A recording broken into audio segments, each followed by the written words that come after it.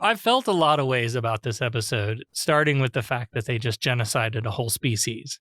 And I guess we're supposed to chew on the idea that, like, you know, the idea of killing the few so that many more can live. And are we okay with that? And how do we justify that in our morals and our ethics? And I think it really does make you sort of question a sort of dogmatic morality that says, you know, any killing is bad.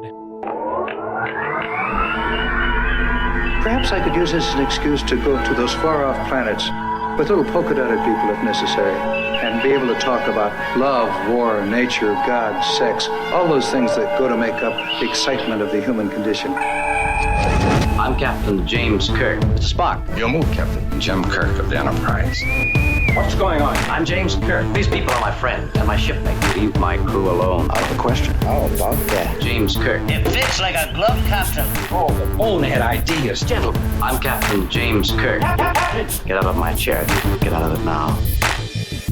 My greetings and felicitations, Captain. So good of you and your officers to, drop in. Absolutely smashing. Greetings, friends, and welcome to Humanist Trek. It's a Star Trek podcast about the humanism in Star Trek. I'm Sarah Ray. And I'm Allie Ashmead. As this episode drops, Becca and I are in Phoenix, Arizona right now at the American Atheists Convention.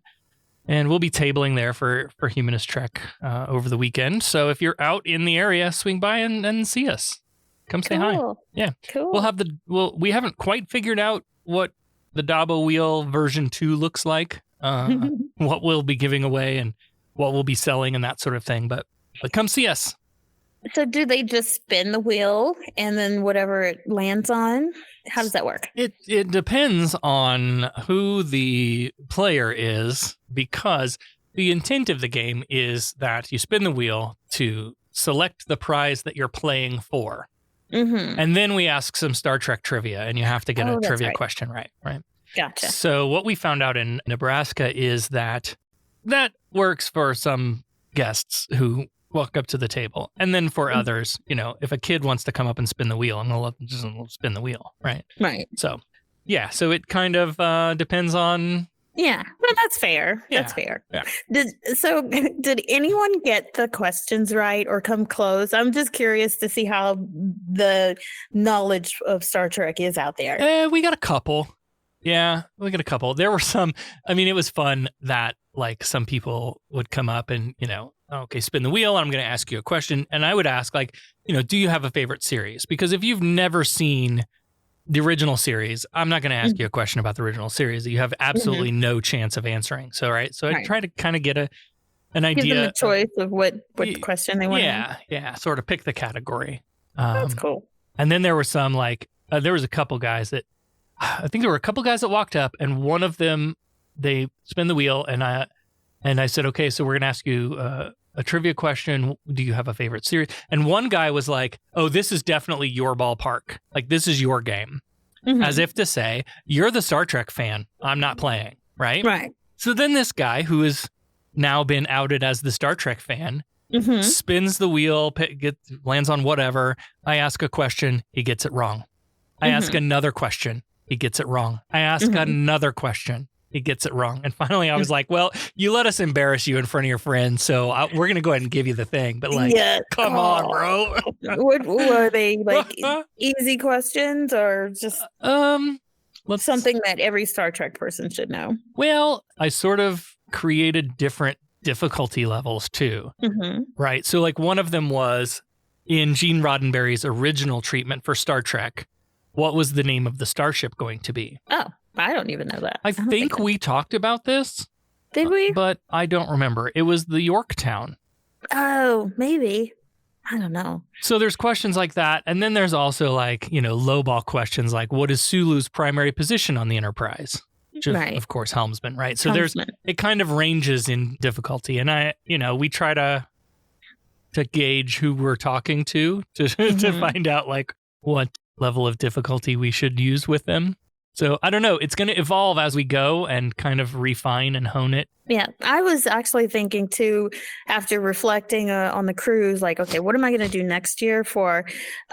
So you're able to decorate your door of the cabin. So I'm definitely going to have something with our like face on it, like our Humanist Trek emblem or whatever on the door, cover the door, but then have some cool stuff that you can stick on there with magnets and maybe a couple of giveaways, because a lot of people would stick things on their door and you could come by and take one. Oh, neat. So something like that. But then people were going by and taking stuff off the door that weren't giveaways. So then we'd get this message in the chat group, can whoever took blah, blah, blah, come bring it back? Because that's, it was not a giveaway. So just throwing around some ideas. Yeah, that'd be cool. For next year. Yeah.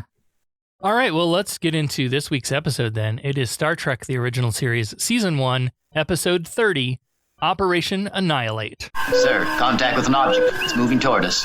No visual contact yet. Deflectors, full intensity. Sulu, yes, Captain. Anything on your scanners? It's coming at light speed. Collision course. Visual contact. Anything, over? All wavelengths dominated by ionization effects, sir. All engines full stop.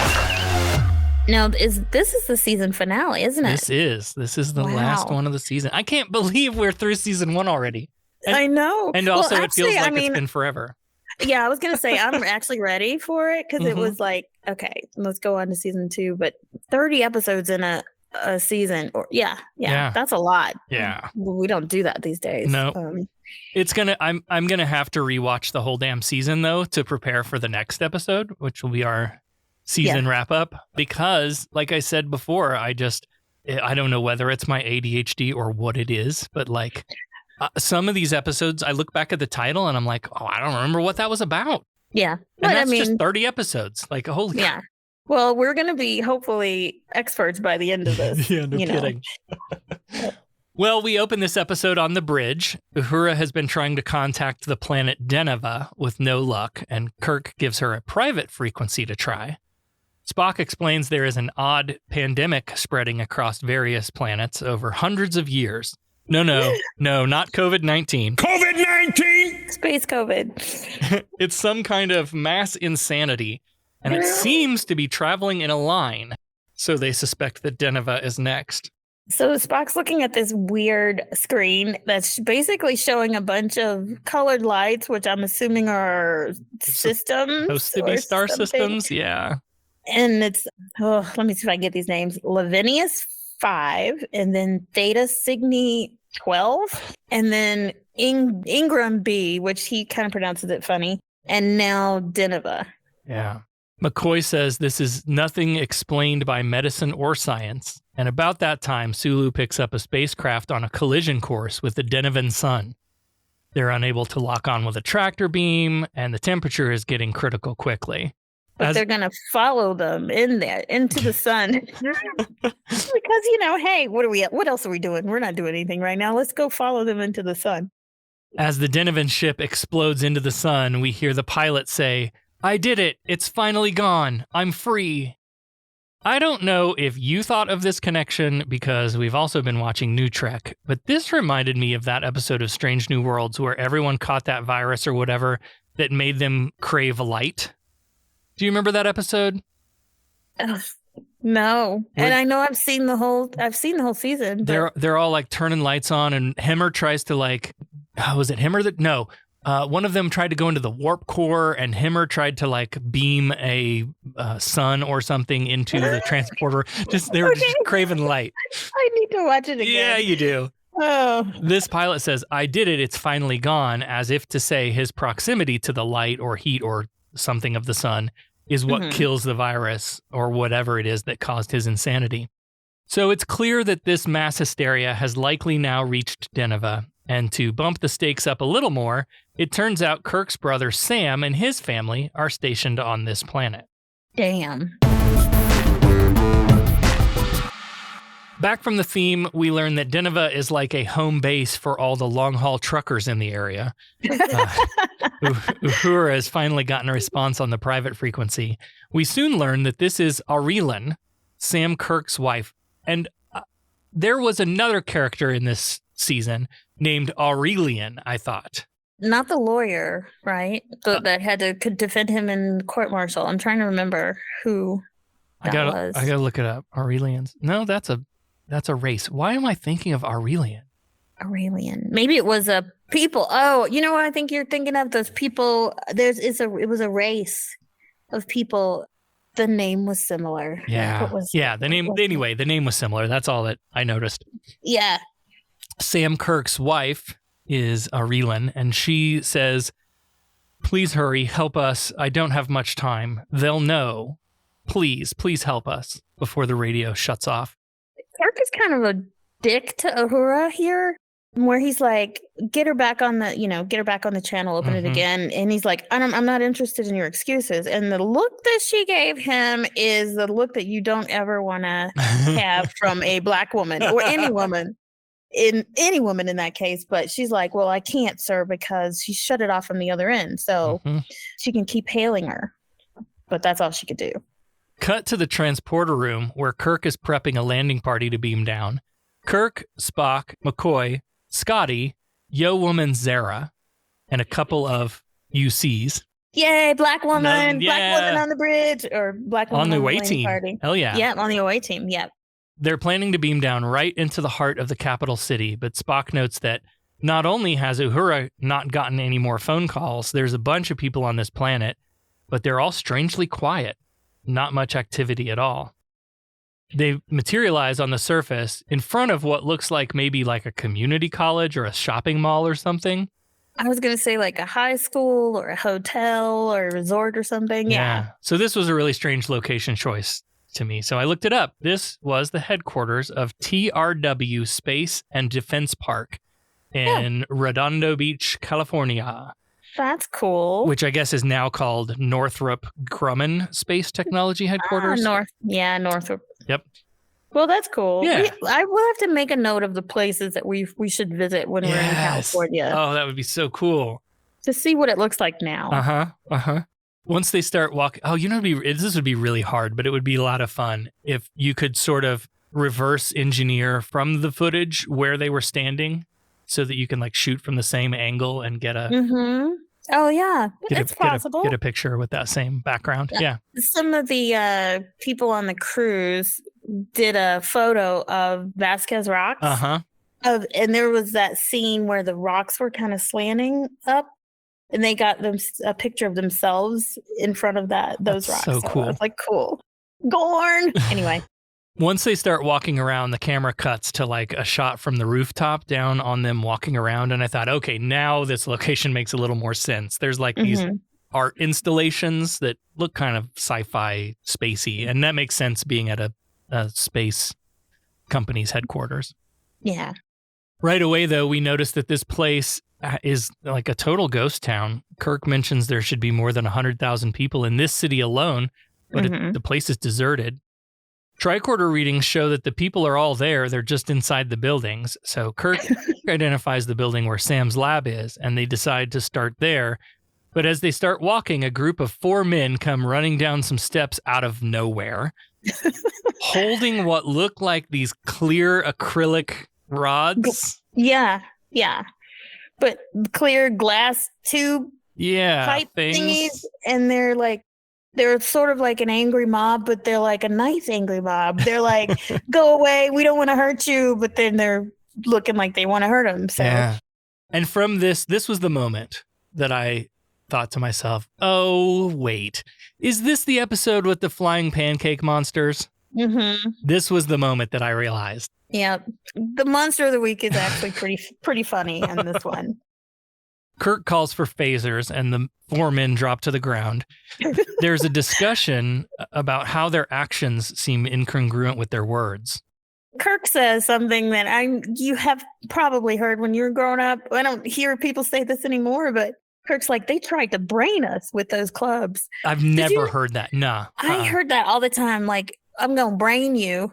And that just means I'm going to hit you in the head. Never heard that before. Nope. It must be an old Southern thing. I don't know. But that's what I used to hear when we were growing up and we used to say it. So McCoy's running some medical tricorder scans. He says that in this unconscious state that their nervous system should be just like routine business as usual. But these guys' nervous systems are being violently stimulated somehow. We're interrupted by a voice screaming in the distance, and Kirk says, "Fan out, follow me." Which is it? Because they don't fan out. They all just sort of jog in a group together towards the building. I guess it means just don't be directly behind me. I have no fucking clue. Yeah. I don't know. Inside, there's a couple people unconscious on the ground and a woman in hysterics. She seems to be holding this piece of sheet metal up against like an air vent opening or something, as if she's trying to keep something out. Yeah, she's saying they're here, keep them away.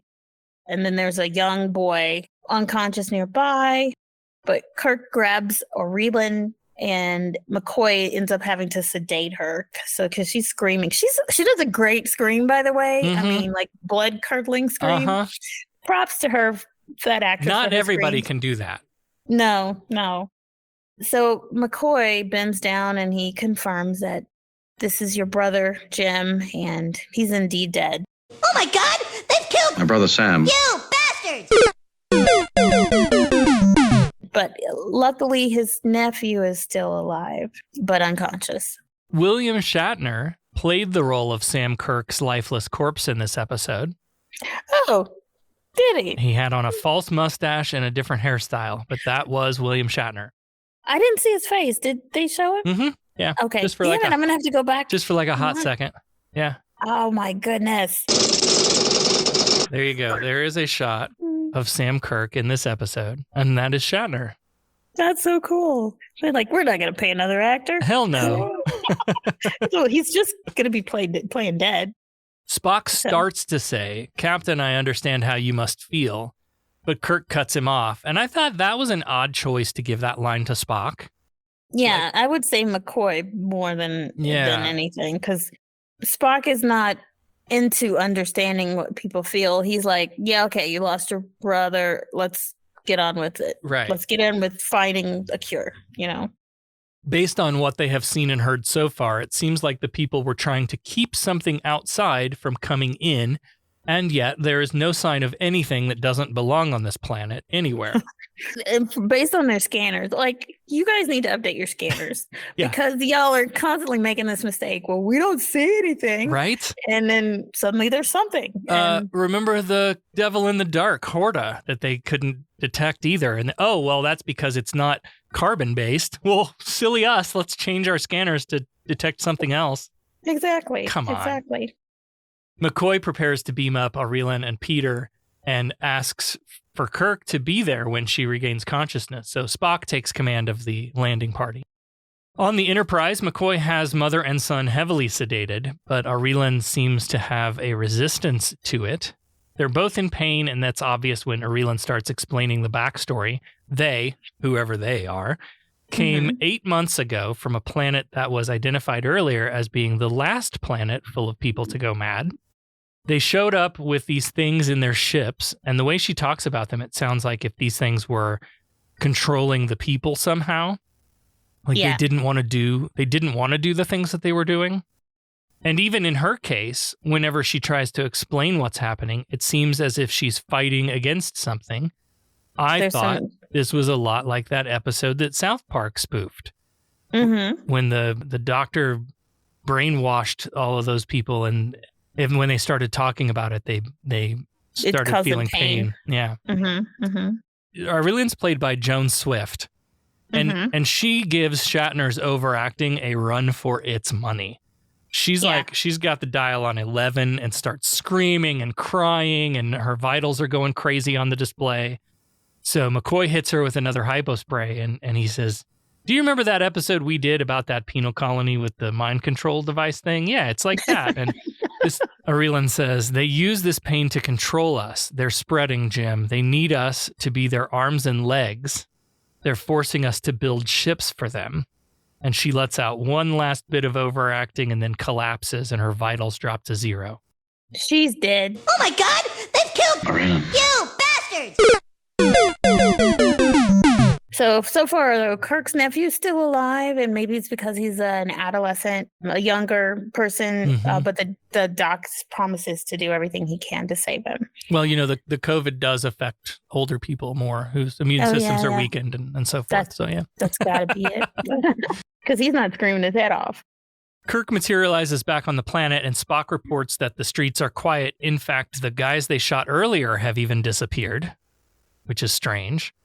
Yeah. They haven't seen any signs of alien life, just a weird buzzing sound. And woman Zara's face turns all red, and she reaches into her purse and turns her vibrator off. And she's like, oops, sorry. Sorry. Sorry about that. Her whole purpose that they had stated before when they first got to the planet was for her to record everything. Yeah.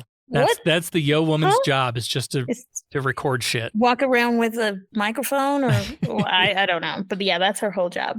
Kirk orders phasers on Force 3, which is the kill setting, apparently. And off they go to investigate. They walk into this courtyard area, and we hear the buzzing sound again. And there's also a sucking sound. And woman Zara reaches into her purse again, and she pulls out another sex toy. She's like, guys, I'm really sorry this keeps happening. Those sound effects were horrible because it didn't sound like sucking to me. It sounded like somebody just had a fart or something, because it was like, it was awful. So then they do a really cool camera angle that they did, kind of the same camera angle that they did in the episode where they had the spitting flowers, where they zoom out and these things are stuck to there's some gelatinous masses that are clinging to the other side of a wall structure away from them, and they can't see it. But these are just again, gelatinous, flat, pulsating parasitic pancakes. meat patties, parasitic meat patties. I don't know. They start flying at the landing party, but not really flying. They're more like flinging themselves through the air. It's so weird. So bad. So one of these parasitic pancakes detaches from the wall and flies at them. So they form a circle, and everyone fires phasers, and one of them drops to the ground, and some of them fly away. So Spock gets down and scans this parasitic pancake. He's impressed that it was resistant to their phasers, but also it doesn't even register on the tricorder at all. He suggests it's worth taking it back to aboard the ship for further study, which is the dumbest fucking idea. Come on, Spock. Come on, you know how this is going to end. I mean, come on. But instead, Kirk orders them to move back out into the open, and as they turn and walk away, parasitic pancake comes back to life and flies at Spock and lands on his back. And he's obviously in terrible pain, and Kirk rips the pancake off his back. Apparently, there's some comic in the alternate universe where it attaches to Spock's face instead. Oh, really? Yeah.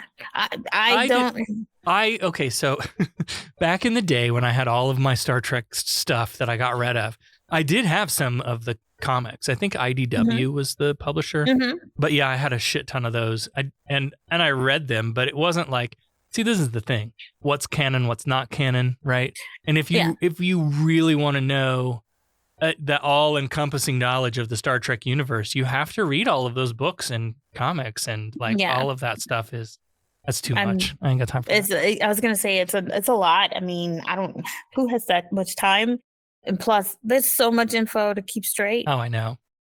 Spock is in sickbay being examined. Apparently, there was some puncture wound left by the flapjack on his back. and as McCoy and Nurse Chapel are poking around in Spock's back, he starts to come out of it.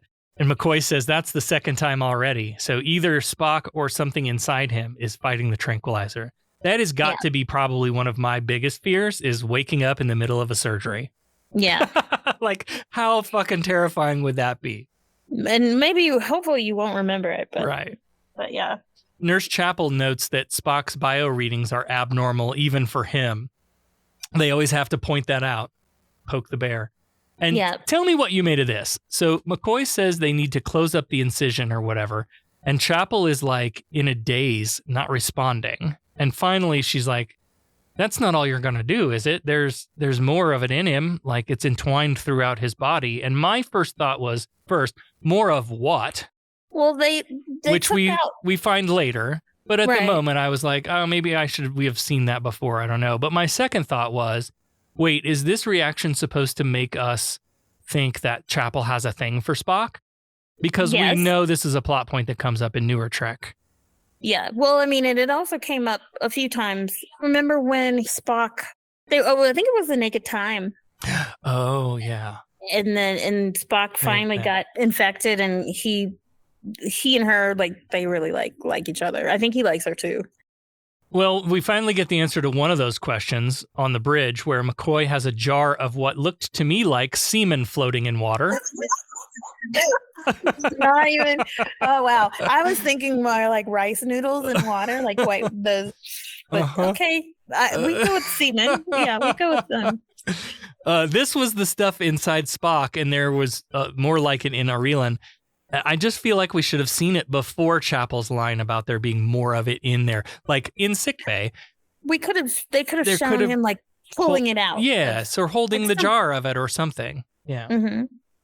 The prognosis is not good. Spock and Peter are both being taken over from the inside by these tentacle things, and there's no known way to remove them. Eventually, it will take over their whole nervous system and drive them to madness, too. And I thought, well, sure, Peter is a human. He's good as dead. But Spock's Vulcanian mental powers or whatever, that'll protect him, right? Well, we'll see. Yeah. But, like, the doctor is like, I feel like he shouldn't. I know he always says, I'm just a country doctor. Right.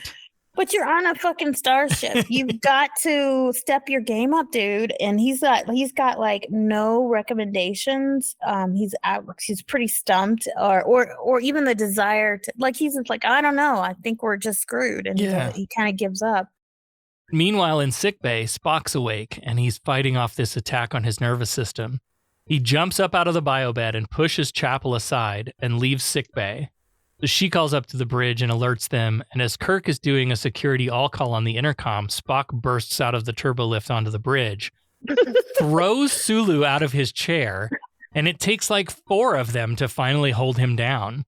Yeah, he's dropping bodies everywhere, and he's got his hand out about to give Kirk the nerve pinch, but Nurse Chapel comes to the bridge with a hypo spray, and they sedate him. And then McCoy stands up, and he's still holding the hypo spray, and the ship rocks, and he jabs it into his stomach, and we relive the whole last episode all over again. I gotta go back in time. Oh, that's hilarious. While they're holding him down, though, Spock says something about, like, I must take it down. Did you read this as, like, taking the Enterprise down to the surface? I must take it down. I think so, because at that point he didn't have control of his faculties, and I guess we have to assume that he's... Or was he going to fly us into the sun, maybe? Maybe it was take it down to the surface of the sun. I don't know. It's hard to know. So we don't know. Kirk orders him taken back to sickbay and put in restraints. In sickbay, McCoy is explaining to Kirk that there's a way to display the level of pain Spock is experiencing. And he flips a switch, and we watch Spock writhe in pain. And then Spock calms down a little bit and opens his eyes. And he tries to argue they should let him out of the restraints, stop the sedatives, and let him return to duty. He's like, I'm fine. It's all good. I didn't understand this before, but you just said something about pain. And that is something that the mind can control, and I'm a Vulcan, and so I can control it. We good. Let me out. I'm fine, really. I mean it. Yeah. And Kirk's like, listen, I don't want you to take this the wrong way, but you're only half Vulcan? What about that pesky human half? And Spock's got a great line here. Yeah. He says, it is proving to be an inconvenience, but it is manageable. He says that the creature inside him is pressuring him. It wants the ship. And we cut away to the biobed monitor where the pain indicator is peaking hard at the top. Kirk's decision is that it's too risky to let Spock out without being absolutely sure he can control this thing. And as they walk away, Spock starts moaning in pain again. And Kirk asks if Peter will go through this too, and tells McCoy, like, you have to do whatever it takes to help them. But he's being a little selfish, and McCoy calls him on it. He's like, there's over 1 million colonists down on that planet. You're just as responsible for them, too. Yeah, but so I got irritated with McCoy. So I get it. Yeah, of course he's concerned about his family. But I also got irritated with McCoy because he's like putting it all on Jim because he's a fucking doctor. Yeah. This is a science medical issue. Yep. And he's like, why are you, if anything, I feel like the pressure should be on McCoy, but he's just like, he's a country doctor who don't know shit. After they leave, Spock starts saying, I am a Vulcan and there is no pain, and then breaks out of the restraints with there is no spoon. Superhuman strength. He somehow gets back in uniform and he's like, he's going to go back to the transporter and try to go back to the planet again. So he walks into the transporter room carrying this little red toolbox. And Scotty and another tech are in there. And Scotty's like, "Hi, Mr. Spock. Look at you. You're up and walking again." And Spock tries to order Scotty to beam him back down. But Scotty's like, "I can't do it, laddie. The captain said no one is to beam down." He hits Scotty and then he nerve pinches Leslie. And then Scott picks up his phaser and let me try it. Freeze right there, Mr. Spock, or I'll put you to sleep for sure. And and he calls Kirk down. There's a weird transition here. They put in a cross dissolve between Scotty and Spock standing in the transporter room and Scotty and Spock standing in the transporter room. And I guess it was just meant to show some passage of time, but it really felt clunky. Kirk, McCoy, and a security detail arrive, and Spock explains that he has the pain under control now and he needs to capture one of those parasitic pancakes to analyze it. He argues that logically, he's the right choice. He should be allowed to go down there because those parasitic pancakes have already inseminated him. They can't do much worse at this point. So Kirk relents and lets him go. Yeah, I mean, they really don't have a choice. They have no other solutions, no other options. No, the doctor who should be coming up with the solutions is blaming everyone else. And Spock, who's already infected, is doing that self-sacrifice thing that Vulcans do so well. Yeah. I love this next scene, though. They go out in the hallway, and McCoy is like, "This is total horseshit, Jim, and you know it. He should be in sick bay. And don't give me any of that shit about him being the best person for the job." And Kirk says, "I don't have to. We both know he is."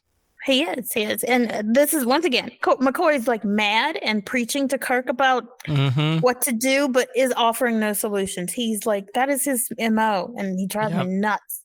He's my least favorite character, to be honest. Yeah. And it's not even that, he's not even funny.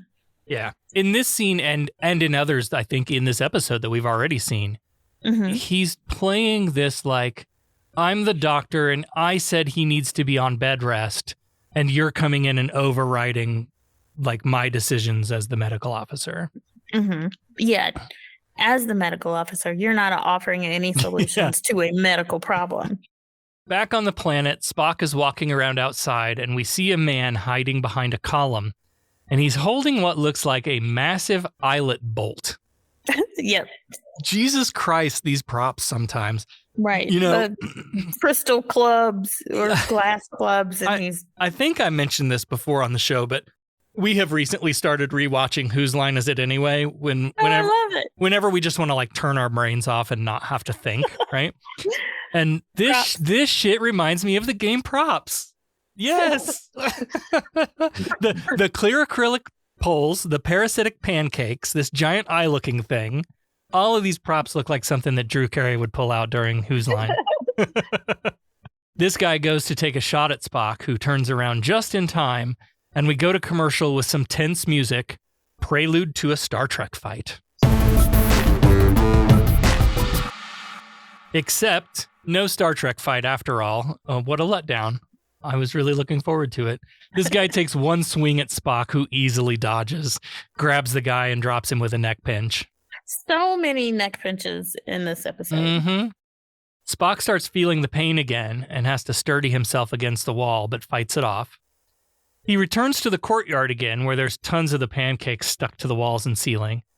And he takes aim, fires at one, and it drops to the ground, making quite possibly one of the best sound effects we've heard on the show. It's sort of like a baby cooing and crying at the same time or something. It was the weirdest thing. The thing is like pulsating at the same time. It's just, they could come up with some really disgusting yet funny monster of the week. So he cautiously moves forward to the injured pancake on the ground. The others don't seem at all affected by Spock's presence, which I thought was weird, except that he's infected, so I guess he's, part of them. Yeah. And he picks up the parasitic pancake with some tongs and drops it in his toolbox. Not even a specimen jar or anything. No, just the toolbox. Yeah. Back on the Enterprise, Spock is examining the pancake and starts explaining what he's found so far. And McCoy is standing behind him, scanning him. And Spock's like, will you just please leave me the fuck alone, Doctor? McCoy just had this really strange look on his face before he walked away. Mm-hmm. I don't know how to even describe that look. Suspicious of Spock. I don't know why. Yeah. So he's got this pancake in some machine in a petri dish, and it's like pulsing and squeaking. And he says it's a single-celled creature resembling a large individual brain cell. Spock's hypothesis is that these individual creatures are interconnected somehow, although not physically, with each other, and together they make up a much larger organism. It may have traveled here, planet by planet, from who knows how far away, but Spock suggests they're from a place where our laws of physics don't apply. And Kirk's like, well, Spocko, you wanted to seek out new life. Well, there it sits. It is in you. Spock says they will likely find them difficult to destroy, and Kirk's like, difficult, but not impossible. Why the fuck are we talking about genociding the pancakes? Well, I mean, they are doing damage across the galaxy. They're spreading kind of like a virus. Mm-hmm. Kirk recalls that Denovan, Icarus, the one who flew too close to the sun, and cried out that he was free. Well, there's got to be something to that, right? Kirk orders the data compiled and delivered to him in an hour, and he leaves. And the tag on this scene is great. McCoy starts scanning again, and Spock looks up at him like, I thought I fucking told you to beat it. Yeah. And McCoy sort of dejectedly puts away his medical scanner and leaves. So still establishing that Spock is in control of himself at this point. Time passes, and McCoy and Chapel are playing around with the parasitic pancake in the petri dish. It's a lot of P words. And Kirk parasitic pancake in the petri dish. See that 3 times fast. McCoy has been testing ways to kill these creatures. Extreme radiation and temperatures. Nothing's working. And Kirk's annoyed. McCoy sort of chalks this up to his being concerned for Spock and his nephew. But Kirk acknowledges that it's much bigger than that. If this spreads beyond the colony, and that last line before we go to commercial, Kirk basically says, they'll have to eradicate this species, even if it kills everyone on the planet. And that's where I felt like, they're talking about killing everyone. Yeah. Just to keep it from spreading any further. Indeed, the captain's log after the break has Kirk saying exactly that. Either we find a way to destroy this pancake without killing the human hosts, or we'll have to kill the human hosts too. They have a great philosophical discussion here, like real needs of the many trolley problem shit. And Spock argues that killing however many humans there are on this planet would prevent billions more from dying at the tentacles of these pancakes. And McCoy's like, if killing 5 people saves 10, that's a bargain. Is that your logic, Spock? Is that your prized logic? I hate him. He's always criticizing everyone else. Okay, Doc. Bring something to the table. Right, what is your theory? What should we do then? Wait, why didn't Spock see this argument with McCoy for the logical fallacy that it is? So they've basically presented a false dichotomy, and Kirk calls them on it. He's like, yeah, neither of those options are going to work. Find a third solution. And Spock's like, I would like to present a final solution, Captain. And Kirk's like, Spock, we are not genociding anyone. So they presented the argument that it's either we kill the pancakes or we have to kill everyone. And Kirk's like, no, there's got to be something else. Right. Some time passes, and Spock and McCoy enter Kirk's quarters to report they haven't found any more answers. And Spock requests permission to beam down and take Peter with him, which Kirk quickly denies. And Spock pushes back. He argues that, he's starting to lose control, and it's going to get even worse for Peter. Request denied again. I have some scientific issues with this episode, and I think now is the appropriate time to bring them up. These guys said they tested radiation and heat on the pancake. First of all, heat is a type of radiation. Right. Then in this scene, Kirk stands up and they all start talking about what other properties the sun has. And Kirk flips a switch on his console and it lights up and he's like, aha, light. But light is also a form of radiation. So what kind of radiation did you test on this thing? And heat can come from light. So, I mean, yes. They're not all three completely separate things. They're all intertwined with each other. But but then why is Kirk coming up with a solution? Because he is not a fucking scientist. Right. This should have been... remember, he's not a diplomat either. He's a soldier.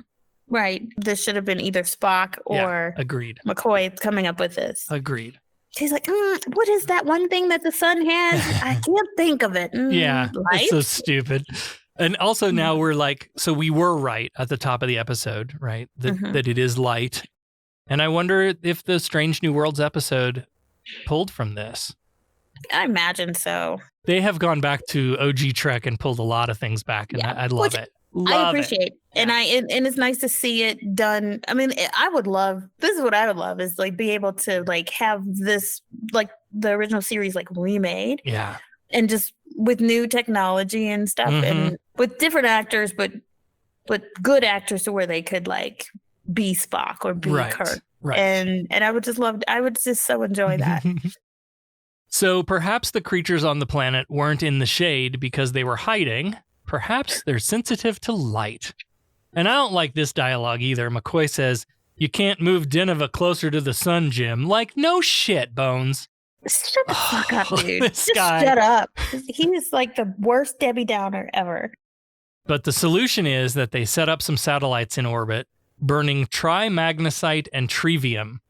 Even if those are made up things, can things burn in space where there's no oxygen?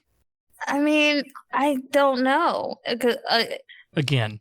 It's just, I mean, a sun, it's not a star or a sun has so much energy. Technically, they're not burning. I don't know. They could have said, we're going to drop these satellites off and they're going to be fitted with, these bright UV lights. And that would have been fine. But no, we're burning some chemicals. And I don't think you can burn in space, which is a lot of people complain about, like anytime a starship blows up and you see the flames and explosions and stuff, that wouldn't happen either. But whatever.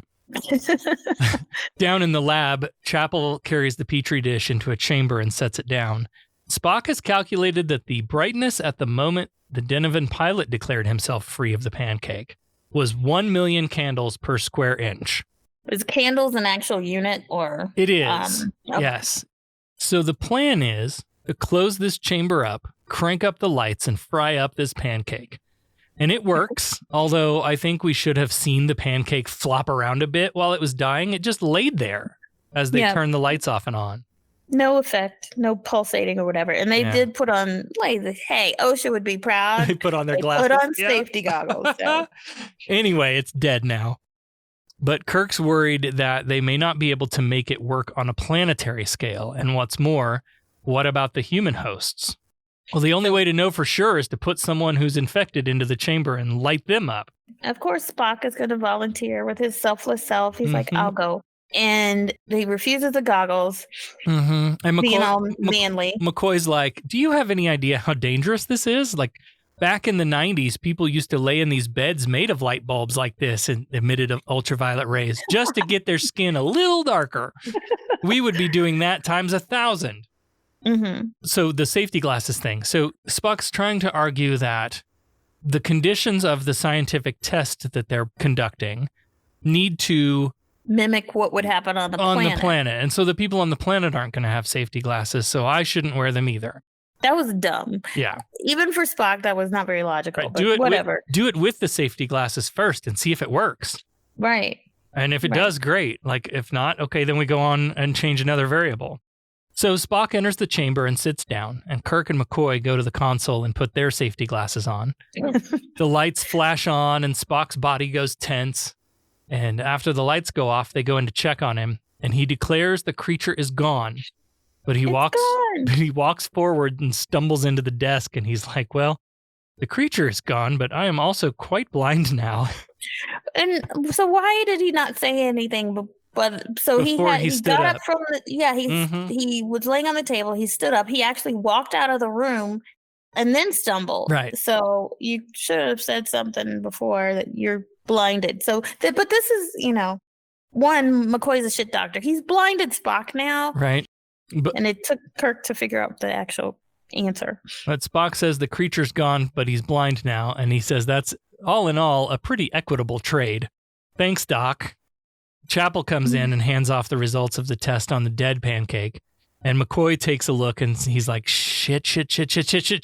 I threw the whole light spectrum at it and it didn't need it. And I think that maybe we only needed one kind of light to kill it. Shit. And Kirk's like, hang on, Doc. Are you telling me that we didn't need to make Spock blind? So here's my thing. Why did we proceed to the Spock in a box step of this experiment before getting the results back from the last experiment on the dead one? Yeah. Like, these guys are all shit at doing science. You take the dead pancake into the lab, you get the results, and then we decide what to do next. Yeah. So stupid. Kirk is pissed, and he shows it in this scene. I thought that was great. He does this acting that says without saying, Bones, I'm going to walk away now, because if I stay here and look at you any longer, I am going to shove you out an airlock. Yeah. Back on the bridge, Sulu is dropping the satellites around the planet, and they light them up, and we cut to the planet where all these pancakes fall to the ground. And we get a close-up on one as it starts smoking and basically melts into a pile of goo. So cheesy. Horrible. My question here then is, okay, what happened to the semen tentacles inside all the people's bodies? Did they just melt into goo? Like, I guess it's absorbed by the body. I guess. Because you know how the body can do that kind of thing. It's absorb stuff and it just goes away. And don't ask McCoy because he doesn't know. Yeah. Well, it's not long before Uhura gets a call from the surface. It's working. Kirk calls down to sickbay to relay the good news, and he asks McCoy to let Spock know that it worked. And McCoy's real quiet. And Kirk tells him, like, look, it wasn't your fault. The fuck it wasn't? It was his fault. It was his fault. He's taking no precautions. He's terrible. I'm telling you. He's a terrible fucking doctor. But they're friends, I guess. Kirk's trying to spare his feelings or whatever. And the button on the episode, Kirk is recording a message to Starfleet when Spock emerges onto the bridge. And his eyesight has been restored. Of course, because he's Vulcan. And he's got an inner eyelid, it turns out, which is a hereditary trait for Vulcans. It developed as a protection against the Vulcan sun, which is pretty hot, I suppose. It's normally ignored, but it's like a human's appendix. So once again, his Vulcan side of him saves him from McCoy's stupidity. Fucking Kirk, he's got to poke the bear. He walks over to Spock and he's like, losing and regaining your eyesight, that would be a very emotional event for anyone. But not you, right? Leave him alone. Just leave Spock the fuck alone. Really? And I'm surprised, like, okay, you just lost your brother and your sister-in-law. Yeah, and you're joking around with... Yeah. Yeah, I'm surprised they closed out the episode with that. Well, and then the next bit of that scene is the, standard crew on the bridge relationship building banter stuff that, we've remembered so fondly. But in the context of like what's happened in this episode, it seems way out of place. Spock says, quite the contrary, Captain. I had a very strong reaction. My first sight was the face of Dr. McCoy bending over me. And McCoy's like, well, it's too bad your temporary blindness didn't give you a better appreciation of beauty. Oh, my goodness. And McCoy mutters under his breath to Kirk, please don't tell Spock I said he was the best first officer in the fleet. Which, of course, Spock hears from across the bridge. Because of his Vulcan ears. Yeah. And he's like, why, thank you, Doctor. And Kirk says, you were so concerned about his Vulcan eyes, you forgot about his Vulcan ears. Genocide complete. Off we go to our next episode. Do we ever find out what happens to Peter? No, I don't think we do. Kirk's I assume they beam him down and hit him with the light rays, and he's fine. But he's now parentless. Yeah. Boy, I'm sure glad that's over with. I'm happy the affair is over. Me too. A most annoying, emotional episode. Yeah, but I learned something today. When dreams become more important than reality, you give up travel, building, creating. One jealous god, if all this makes a god. By sparing your helpless enemy, who surely would have destroyed you, you demonstrated the advanced trait of mercy. Frankly, I was rather dismayed by your use of the term half-breed. You must admit, it is an unsophisticated expression. I felt a lot of ways about this episode, starting with the fact that they just genocided a whole species. And I guess we're supposed to chew on the idea that, like, you know, the idea of killing the few so that many more can live. And are we okay with that? And how do we justify that in our morals and our ethics? Yeah. You know, other than that, I struggled with the theme on this one. But what would you do? Like, what if you were faced with, let's say there's a bunch of people over here, then they are very ill and there's no way to cure them. And if we don't do something about it, we're going to endanger the entire world. Mm-hmm. What if you had to make that decision? If you don't come up with something, what choice? Right. It's a tough spot to be in. Tough choice to have. And I think it really does make you sort of question, you know, a sort of dogmatic morality that says, you know, any killing is bad. All right, well, but if we don't kill them, it kills us. So then nobody wins. What do we do? There won't be an us to even talk about. So yeah. So self-preservation, right? Like, ethically, does all of this violence and killing become okay if in some way it's like only to save your own life or the life of your species, or like, because that's the thing, you know, and this is why I think I think this is one reason why people tend to turn to godlike figures is that idea of, like, who are we to say that, you know, that humans must survive? If there's a species of bear or something that is, you know, going to kill all humans on the planet, right? Who says that we're the ones that are supposed to make it through that? And that it's God's will. And that we should exactly. And that we should genocide all those bears to save ourselves. Well, when you're God's chosen people, that moral question becomes easy. Yep. Also, you know, we think of the little flying parasitic pancakes. They're trying to survive too. Mm-hmm.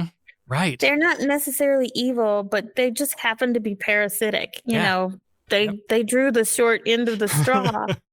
So we tend to like not maybe not dehumanize is not the right word because they're not human, but we don't look at their struggle as well. So we did genocide they genocided an entire species because we felt it was a threat. We don't know we can't communicate with it. We don't know what its intentions are. Like, why does it want to spread? Is it just survival? Yeah. Why didn't Spock mind meld one of them fuckers? I know I guess he could have. Yeah, he did it with the Horta.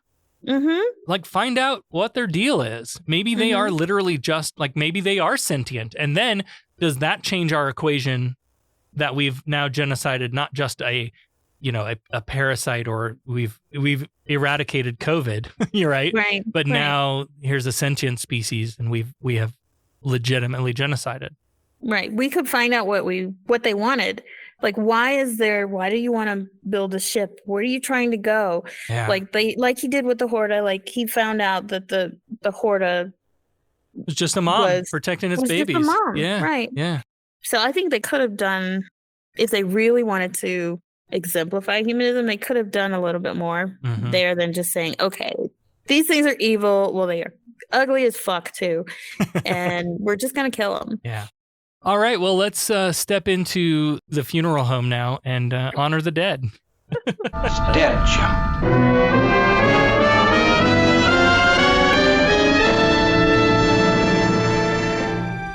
We are assembled here today to pay final respects to our honored dead. So we had 2 people die this episode, and unfortunately it was Sam, Kirk, and Areelan Kirk. Sam, damn! Your brother's dead, Jim.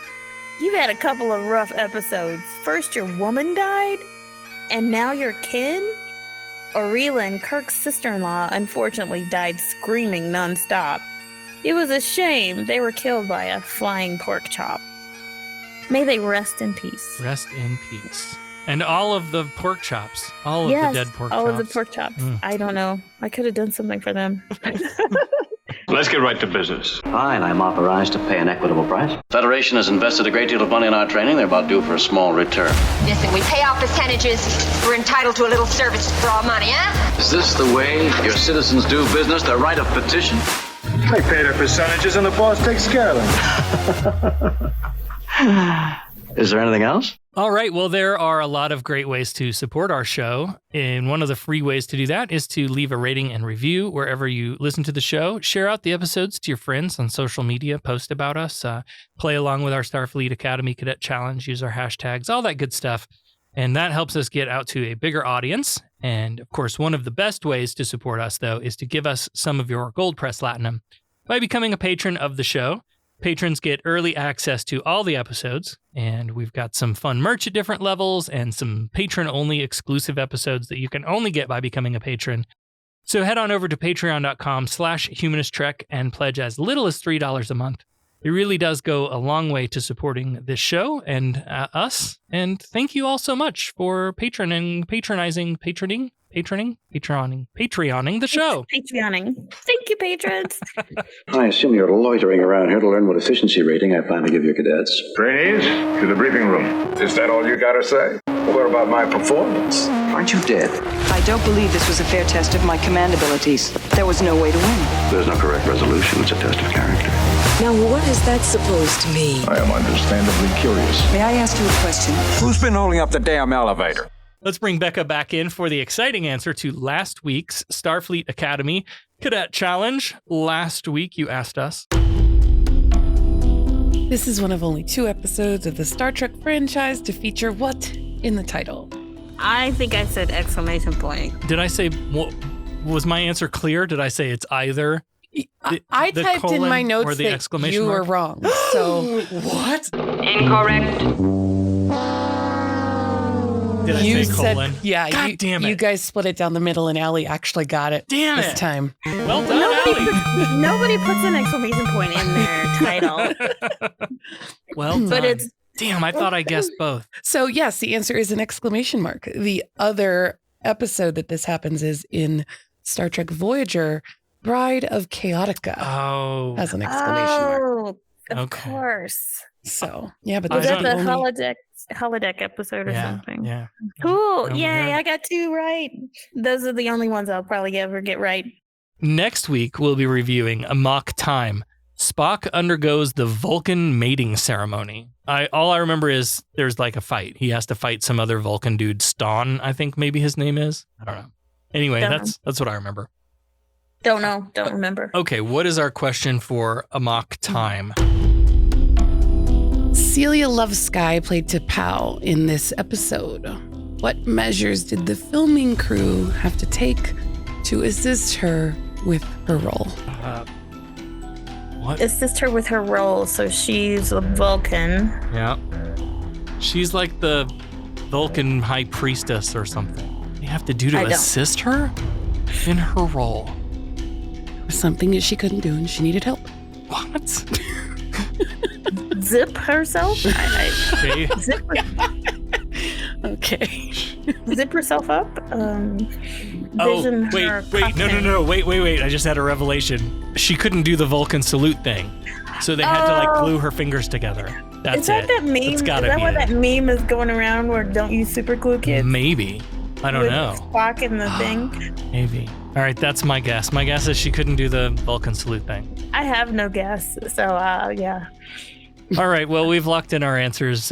Join us next week for the exciting answer to that question. And if you want to play along, no cheating, no Googling, head to your nearest social media app and share your answer. Use the hashtag Starfleet Challenge, and we'll pick out a winner. Next time on Humanist Trek, we jump to Season 2, Episode 1. Just kidding. Next week on Humanist Trek, we review Season 1 of the original series of Star Trek, and then we'll go to Season 2. Join us next week. Very special guest on next week's show. We'll see you then. Humanist Trek is available wherever you replicate your podcasts. Follow us on all the social medias at Humanist Trek. Become a patron at patreon.com/humanisttrek. Open hailing frequencies to podcast@humanisttrek.com and visit our website, humanisttrek.com. Humanist Trek is a production of Sarah Austin Media.